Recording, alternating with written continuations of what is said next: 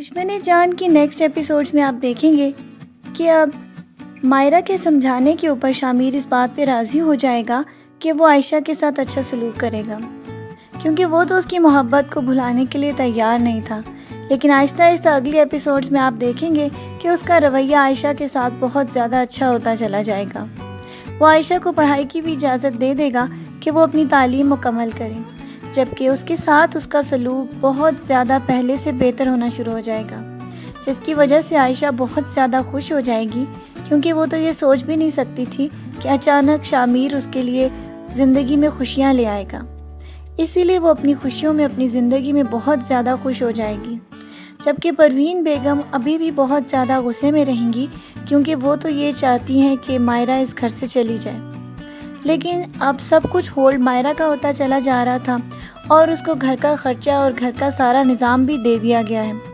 جس کی وجہ سے وہ خالد صاحب اور ظفر صاحب کے اس فیصلے پر بہت زیادہ غصے ہیں، اور وہ یہ چاہتی ہیں کہ کسی طرح مائرہ کے خلاف کوئی ایسی بڑی سازش کی جائے کہ وہ یہاں سے چلی جائے۔ کافی سوچ بچار کے بعد اب وہ یہ فیصلہ کریں گی کہ وہ ظفر کو اکسائیں گی کہ اتنی جوان بیوی کے ہوتے ہوئے اس کے گھر اولاد کیوں نہیں ہو رہی، کیونکہ مائرہ کو تو وہ اب اسی بات کے اوپر بلیک میل کر سکتی ہیں۔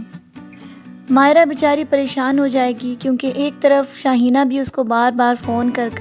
اس بات کے اوپر تنگ کرے گی کہ مجھے خرچے کے پیسے بھیجو، ورنہ میں تمہاری زندگی میں طوفان لے آؤں گی۔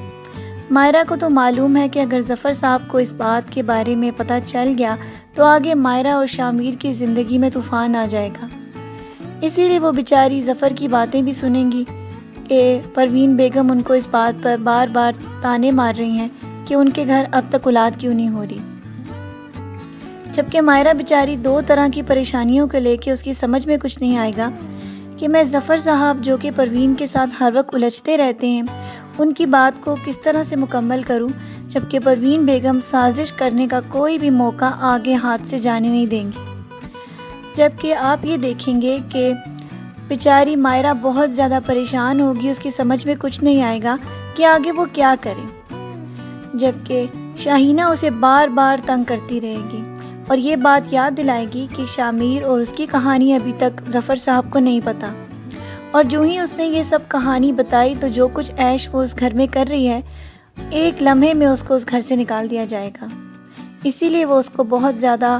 غصہ ہوں گی، اور آگے سے مائرہ بھی اس کو بہت زیادہ جواب دے گی کہ میرے ساتھ اس لہجے میں بات نہ کرنا۔ شاہینہ کو بہت زیادہ غصہ آ جائے گا اور آگے وہ اپنی سازشوں کا جال بننا شروع کر دے گی،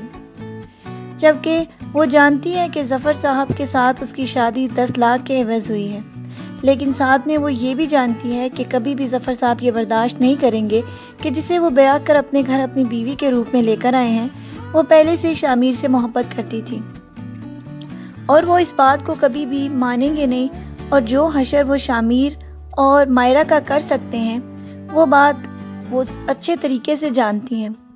کیونکہ ظفر صاحب غصے کے بھی بہت تیز ہیں، اور اگر ان کے علم میں یہ بات آ گئی تو مائرہ بیچاری جو کہ بڑی مشکل سے اپنی زندگی میں سیٹل ہوئی ہے اس کے قدموں کے نیچے سے زمین کھینچی جا سکتی ہے،